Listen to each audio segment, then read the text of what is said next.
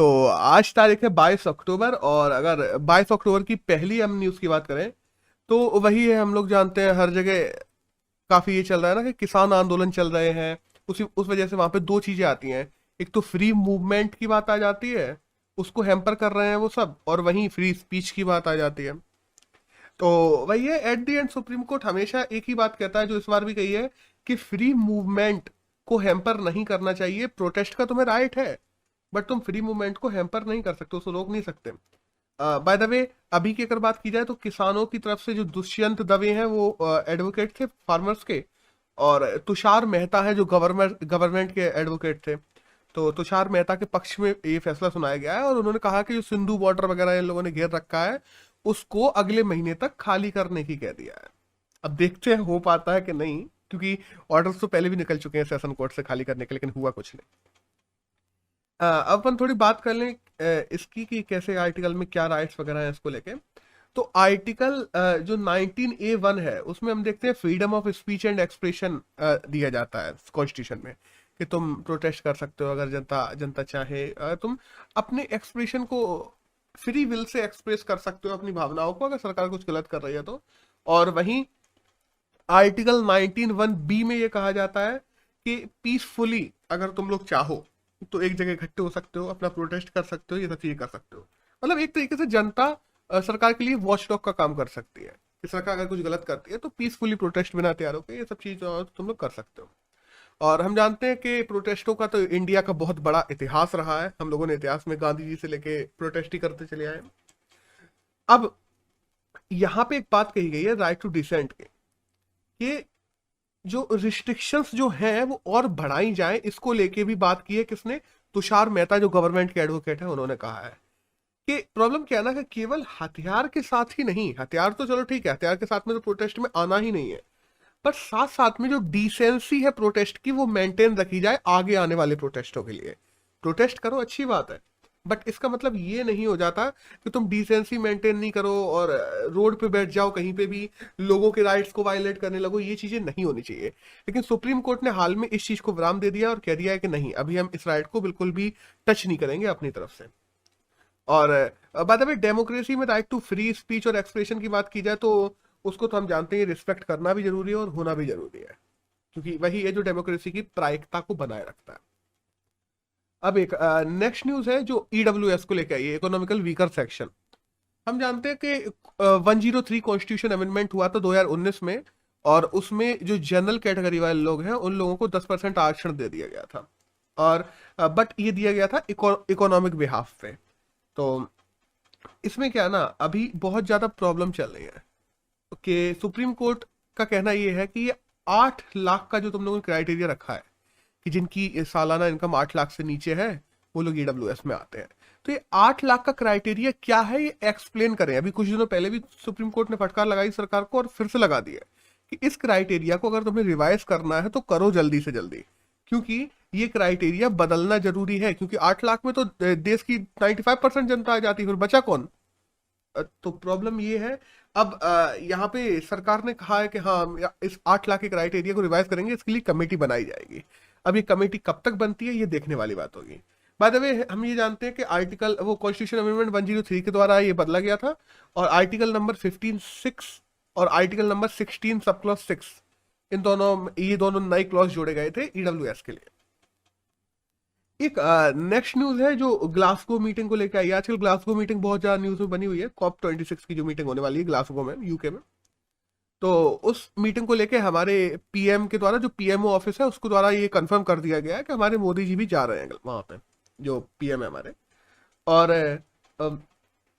Net zero जैसी चीज हो गई। इंडिया पे प्रेशर बनाया जा रहा है कि इंडिया नेट जीरो को लेके कोई ठोस मजबूत वो दे, मतलब एक तरीके से बोले मोदी जी वहां पे जाके कि हाँ, हम इतने सालों में नेट जीरो कर लेंगे, नेट जीरो कार्बन एमिशन। क्योंकि नेट जीरो के लेके अभी तक इंडिया के द्वारा कोई भी ऑफिशियल डॉक्यूमेंट पास नहीं किया गया है।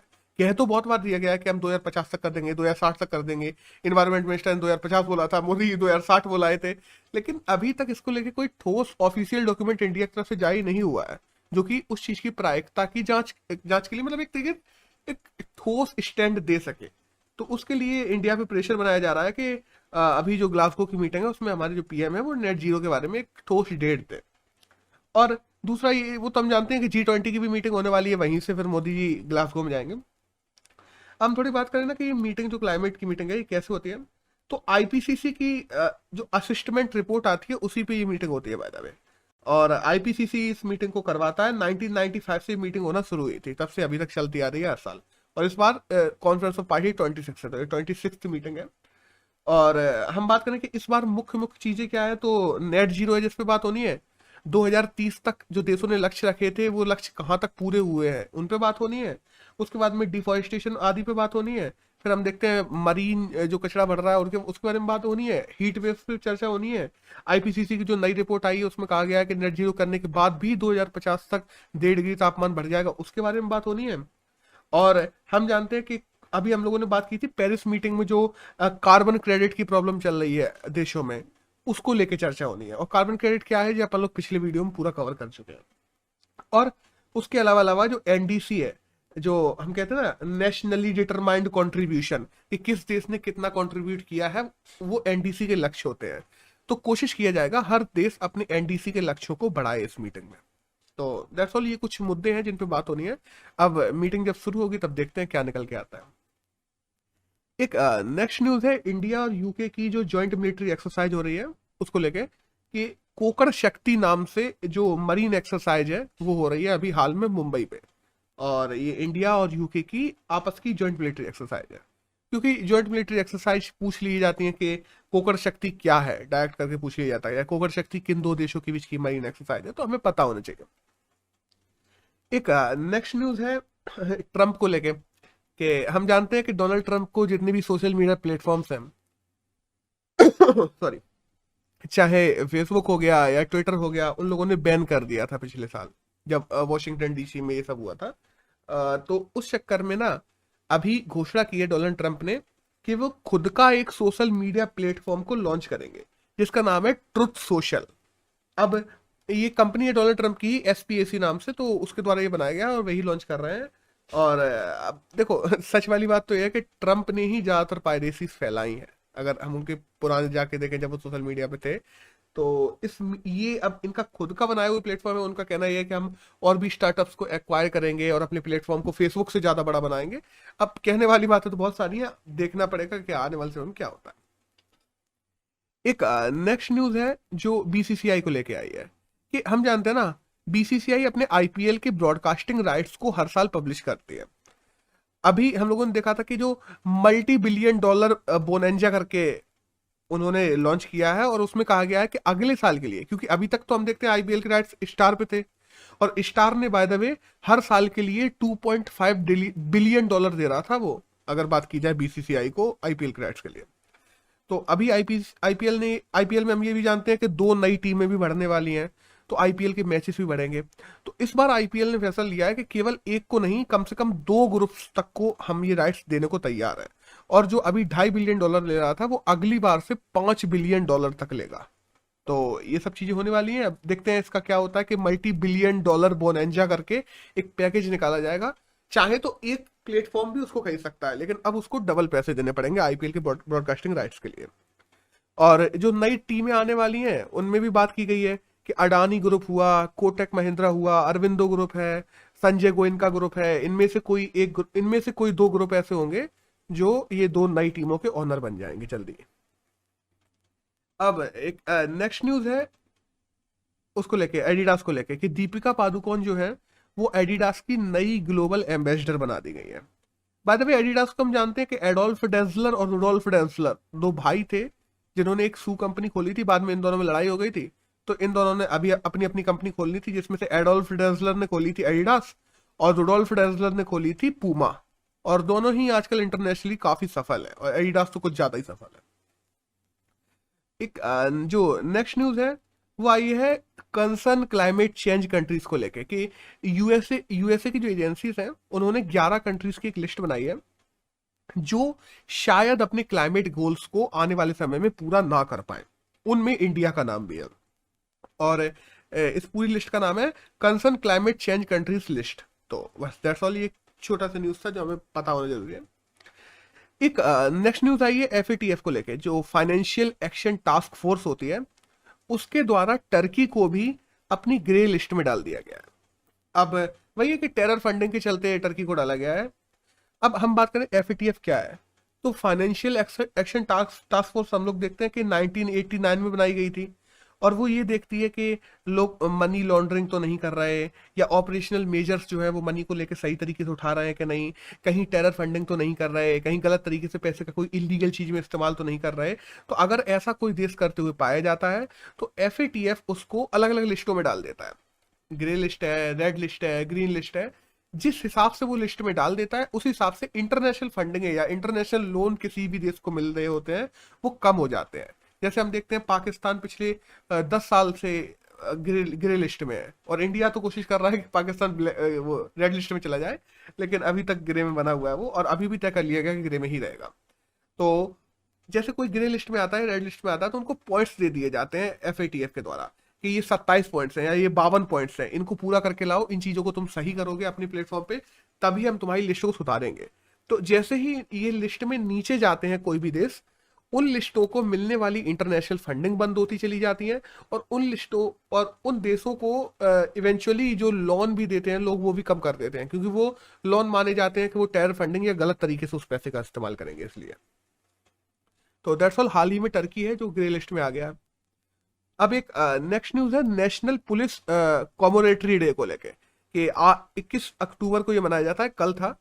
और by the way national police commemoration day की बात करें तो ये 10 पुलिस वाले हम लोग जानते हैं 21 अक्टूबर 1959 को चाइना के ट्रूप्स के द्वारा मार दिए गए थे। फिर उन लोगों ने 2 दिन तक उनकी बॉडी भी रखी थी, फिर 2 दिन बाद 23 अक्टूबर 1959 को उनकी बॉडियां इंडिया को सौंपी थी चाइना ने। तो तब से ही ये इंडियन पुलिस डे मनाना शुरू किया गया था, और उनकी याद में हम लोग दिल्ली में परेड भी करते हैं। आज परेड भी होगी, और मतलब परेड एक दिन बाद होती है, तो परेड आज होगी, कल डे था। और नेशनल पुलिस म्यूजियम भी दिल्ली में बनाया गया था इन लोगों की ही याद में।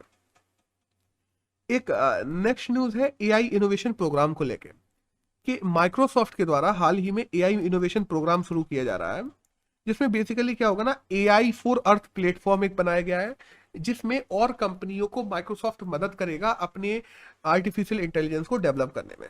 और हम जानते हैं सत्य नडेला इसके सीईओ है। लिंक्डइन, स्काई अप और इंडिया वो एक्सबॉक्स जैसी बात कंपनियों की बात कर लें तो वो भी सब माइक्रोसॉफ्ट के अंतर्गत आती हैं, वो सब तो हम जानते हैं। और बेसिकली अगर एआई की बात करें ना, 2025 तक आर्टिफिशियल इंटेलिजेंस का मार्केट इंडिया में तकरीबन $90 बिलियन का हो जाएगा। तो एआई तो आने वाले समय में और ज्यादा बढ़ने वाली है, और मार्केट इसका और ग्रो ही करता है। तो उन्हीं में नए इनोवेशन करने के लिए, उन्हीं में और ज्यादा ग्रोथ को फास्ट करने के लिए, और नई नई चीजों को खोजने के लिए, जो अभी ऐसी कंपनियां हैं जो एआई में काम करना चाहती है बट उनके पास में पैसा नहीं है, तो उनको सपोर्ट करने के लिए माइक्रोसॉफ्ट के द्वारा हाल ही में एआई इनोवेशन प्रोग्राम लॉन्च किया गया है। That's all. एक नेक्स्ट न्यूज है जो आ रही है केरल से, कि जो इदुक्की डैम्स है, केरल के सबसे बड़े डैम्स इदुक्की डैम्स ही माने जाते हैं। और बाय द वे इंडिया के हाईएस्ट आर्च डैम्स भी इदुक्की डैम्स ही हैं।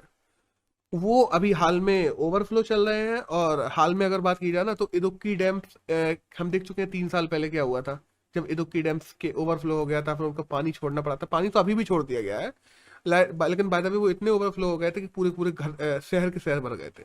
तो वो चीजें ना हो, इन मेजर्स को ध्यान में रखते हुए अभी से उनके पानी को रिलीज करना शुरू कर दिया गया है। That's all. एक नेक्स्ट न्यूज है आईएमएफ की outlook and status of job report. By the way IMF की outlook and status of job report हम लोग कल परसों कवर कर चुके हैं। बस इसमें कुछ एक आध चीजें जो नई निकल के आई हैं वो मैं बता दे रहा, कि देखो पहली बात तो ये रिपोर्ट हर साल में 2 बार आती है, वो तो हमें पता ही है। इसमें निकल के आया है कि 2021 में जो प्रेडिक्ट किया गया है आईएमएफ के द्वारा, कि जो ग्लोबल इकोनॉमी है वो 1.5 से बढ़कर 5.5 तकरीबन परसेंट से ग्लोबल इकोनॉमी बढ़ेगी। जो एडवांस इकोनॉमीज हैं, एडवांस मतलब जो ज्यादातर डेवलप्ड देश हैं, उनकी इकोनॉमी 4.3 एवरेजली दर से बढ़ेगी ग्लोबली। और जो इमर्जिंग इकोनॉमीज हैं, जैसे कि इंडिया हो गया, चाइना हो गया, वो तकरीबन 6.3% की ग्रोथ रेट दिखाएंगी 2021 में। तो बस दैट्स ऑल, ये कुछ डाटा निकल के आया है। और 2020 में तो हम जानते हैं सबका माइनस चल रहा था। तो यहाँ पे हमारी न्यूज खत्म होती है और यहाँ से हमारे एडिटोरियल शुरू होते हैं। आज के पेपर में केवल एक ही एडिटोरियल जो है वो ठीक आया है, जो कि है कोरोना को डोजेस को लेके, वैक्सीन को लेके। कि हाल ही में हम जानते हैं इंडिया ने तकरीबन 100 करोड़ फर्स्ट डोज इंडिया में कंप्लीट हो गया है। और भारत के लोगों को अगर वैक्सीनेशन ड्राइव जो कहा जाए इंडिया में बहुत अच्छे पेस पे चलाया गया है पिछले 3-4 महीने की बात करें हम लोग तो। लेकिन इन चीजों को हमें अभी ढीला नहीं पड़ना है। आज हम लोगों ने 1 बिलियन डोजेस लगा लिए हैं। ये सफलता केवल हमारी, ये सफलता सबकी मिलके है। अगर हम बात करें कि पिछले 9 महीने के वैक्सीनेशन प्रोग्राम को अचीव करने के लिए, चाहे वर्कर्स की बात कर लें, चाहे हम लोग भारत बायोटेक की, सीरम इंस्टीट्यूट की बात कर लें जो वैक्यूम मैन्युफैक्चरर्स हैं, चाहे हमारे मेडिकल स्टाफ की बात कर लें, सब लोगों ने मिलके इस अचीवमेंट को प्राप्त किया है। अब ये अचीवमेंट बनी रहे और लौट के कोरोना की जो थर्ड वेव जिसका खतरा इंडिया बना हुआ है वह ना आए, इसके लिए जरूरी है कि हम इस साल के अंत तक सारे के सारे जो हमारे एडल्ट लोग हैं जिनके लिए वैक्सीन उपलब्ध है वो उनको लगा दी जाए। अब प्रॉब्लम क्या आते हैं, देखो कुछ प्रॉब्लम्स जैसे पहली हुई थी कि आईसीएमआर का अप्रूवल मिलने में प्रॉब्लम हो गई थी, फिर उसमें लेट हो गया था, फिर आईसीएमआर ने वापस ले ली थी वैक्सीन। तो वो सारी प्रॉब्लम सॉल्व हो चुकी हैं। हाल ही में अगर बोला जाए ना कि जो टैक्सेशन वगैरह की प्रॉब्लम्स भी आई थी भारत बायोटेक के साथ में आईसीएमआर की, तो वो सब भी सॉल्व हो चुकी हैं। तो अब हमें इस पेस को और बढ़ाने की जरूरत है। कोशिश करना है कि इस साल के एंड तक सबको लग सके। जो हम देखते हैं ना हेजिटेंसी है लोगों में। अब प्रॉब्लम क्या है, जिनको वैक्सीन लग सकती थी उनमें तो तुम तेजी कर लोगे, लेकिन ऐसे लोग भी हैं जिनको वैक्सीन लगवानी ही नहीं है। उनको कल्चरली उन लोगों ने अपने क्राइटेरिया बना के रखे हैं, उन्होंने अपनी अवधारणाएं बना के रखी हैं कि हाँ वैक्सीन लगवाएंगे ये हो जाएगा, इससे वो हो जाएगा। साथ ही साथ में हम जानते हैं कि जो Tier 3 सिटीज हैं या विलेजेस हैं उनमें ऐसी हेजिटेंसी हम लोगों को और ज्यादा देखने को मिलती है कंपेरेटिवली। तो वहां पे जाके अवेयरनेस फैलाने की जरूरत है, क्योंकि याद रखना ये पेस तुमने पकड़ा और ये तुमने लगा दिए 1 बिलियन डोजेस, ये ठीक है। लेकिन इसमें प्रॉब्लम ये है कि इनमें अभी ज्यादातर उन लोगों को ही लगी है जिनको लगाने में कोई प्रॉब्लम नहीं थी, जिन्होंने खुद से ही आके लगवा ली। इवन तो विलेज के लोगों ने भी लगवाई है, ऐसी बात नहीं है। लेकिन काफी जगह ऐसी भी हैं, काफी विलेज ऐसे हैं जिनमें लगवाई भी गई है, कोई दिक्कत नहीं, ज्यादातर ऐसे ही है। लेकिन काफी जगह अभी भी ऐसी हैं जहाँ पे लोगों में हेजिटेंसी है, जहाँ पे लोग वैक्सीन को नहीं लगवा रहे हैं। वहां उनमें अवेयरनेस फैलाने की जरूरत है। उसको जल्दी से जल्दी जो हमारा वैक्सीनेशन ड्राइव चल रहा है इसको और पेस पकड़वाने की जरूरत है। अभी केवल इंडिया के 75% जो एडल्ट हैं उनको फर्स्ट डोज ही लग पाया है। पहली बात तो सबको नहीं लग पाया है, और जितने को लगा भी है 75% को, उसको फर्स्ट डोज ही लगा है। और अगर हम दोनों डोजेस की बात करें तो एडल्ट्स में केवल 31% को ही दोनों डोजेस लगे हैं। तो अगर फुल्ली वैक्सीनेटेड की बात करें तो केवल 31% एडल्ट ही हैं जो फुल्ली वैक्सीनेटेड है इंडिया में अभी इस समय। इस पेस को हमें और बढ़ाने की जरूरत है, क्योंकि हम देखते हैं अभी लाटविया वगैरह में हम देखते हैं कि जो चेस टूर्नामेंट चल रहा है उससे हमारे इंडियन प्लेयर्स ने नाम वापस ले लिए हैं। और हम देखते हैं अभी यूके वगैरह से न्यूज आ रही है कि अभी तक इतने लोग नहीं मर रहे थे, उनके मरने की जो डेथ क्राइटेरिया थे और ज्यादा बढ़ गए हैं, डेथ नंबर्स बढ़ते जा रहे हैं। तो वहां पे देखा जा रहा है कि कोरोना फिर से बढ़ने लगा है। वो चीजें इंडिया में ना आ जाए।